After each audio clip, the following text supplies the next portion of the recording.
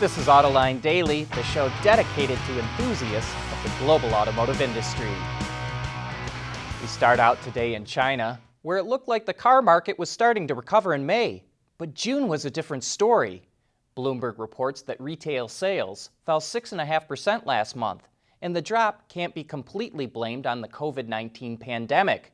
New car sales have been falling in China for over 2 years. And what is sure to worry automakers is that sales of what China calls new energy vehicles, or electrified cars, are falling the fastest. They were down 35% last month. But one thing's for sure, Chinese consumers sure like Tesla. Its sales shot up 35% last month. Chinese customers took delivery of 14,954 Teslas, according to the China Passenger Car Association. And what has got to worry all of Tesla's competitors is that it now accounts for 1 out of every 4 new energy vehicles sold in China. But it's not just China. South Korea has also caught Tesla fever. The EV maker had its best sales month in June with just over 2,800 vehicles sold.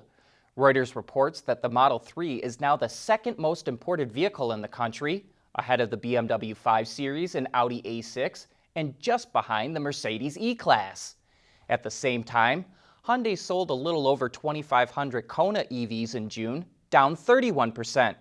Even better for Tesla, it has 4,000 to 5,000 orders of the Model 3, but most of those won't be delivered until September.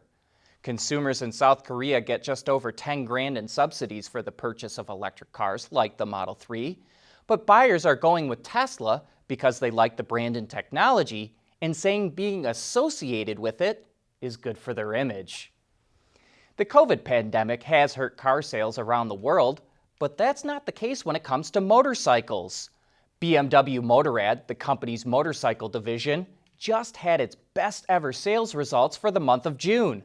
BMW's motorcycle sales were up almost 10% for the month, with over 20,000 sold. While its first half sales are down about 18%, the company is optimistic about the second half of the year. Well, here's our Autoline insight. People just want to get out in the sunshine and open air without a bunch of people around them. And a motorcycle is a great way to do that. Engineer from anywhere. Perform tests from your office, lab, or living room. OTA, connected car, diagnostics, remote testing, we have you covered. Our hardware and software is trusted all over the world. Global company headquartered in Troy, Michigan. Intrepid Control Systems.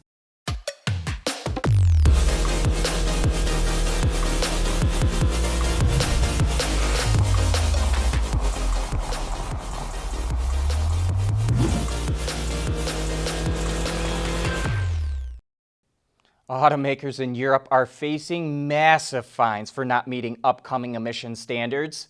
The EU set a target for automakers to hit a fleet average of 95 grams of CO2 per kilometer in 2021.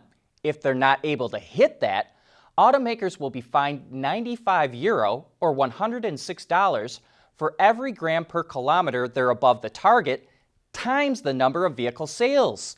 And Ward's Auto reports that the top 10 automakers in Europe are facing an average fine of €11.4 billion or $12.8 billion apiece. Toyota is the closest automaker to reach that goal, but even it still faces massive fines, while Daimler is the furthest away. And that's likely one reason Reuters reports today that Daimler's CEO announced the automaker will be looking for even more ways to cut costs.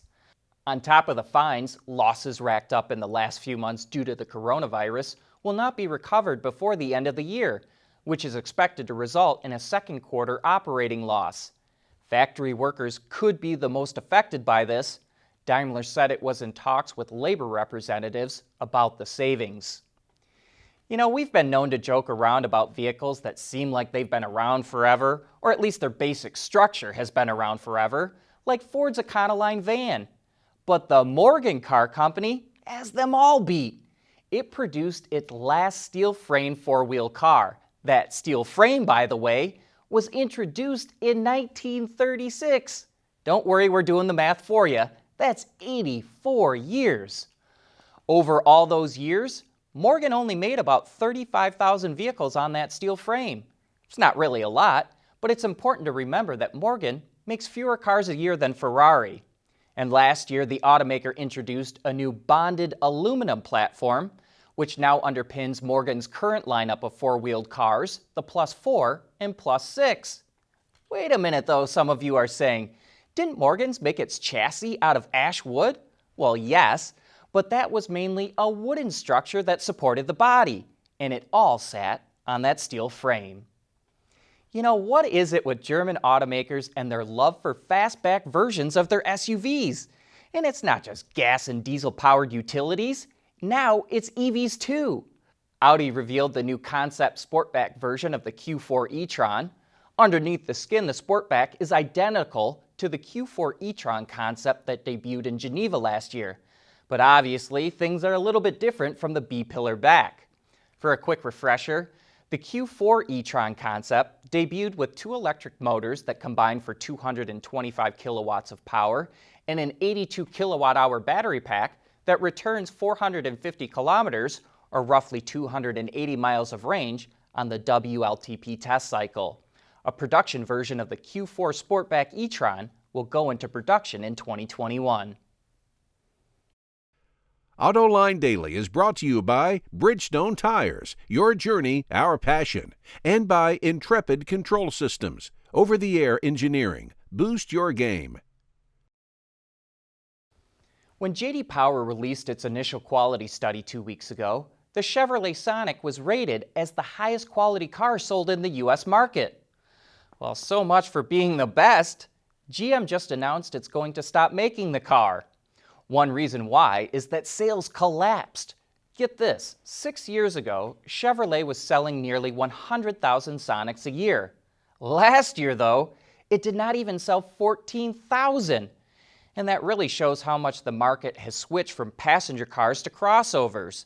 Even though the Sonic has superb quality, consumers want something that looks more like an SUV. But there's another reason why GM is stopping production. The Sonic is made at its assembly plant in Orion, Michigan, where the Chevrolet Bolt EV is also made. GM wants to convert that plant to making only electrics and is coming out with a refreshed version of the Bolt called the EUV that sits up higher, has a longer wheelbase, and is 5 inches longer overall. It also gets an upgraded interior and a new infotainment system.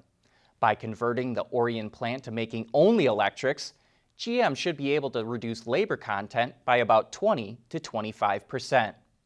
And hey, we've got a great Autoline After Hours coming up this Thursday. Our special guest is Hau Tai Tang, the head of all product development and purchasing at the Ford Motor Company. And we'll be taking a deep dive into the development of the new Ford F-150. Why did the company decide to stick with an all-aluminum body when none of its competitors are doing it? And where did they get the ideas for all those cool features they added to the truck? Those are just some of the topics we'll dive into.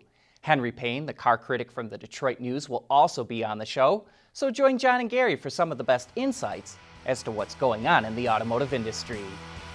That wraps up today's report. Thanks for watching.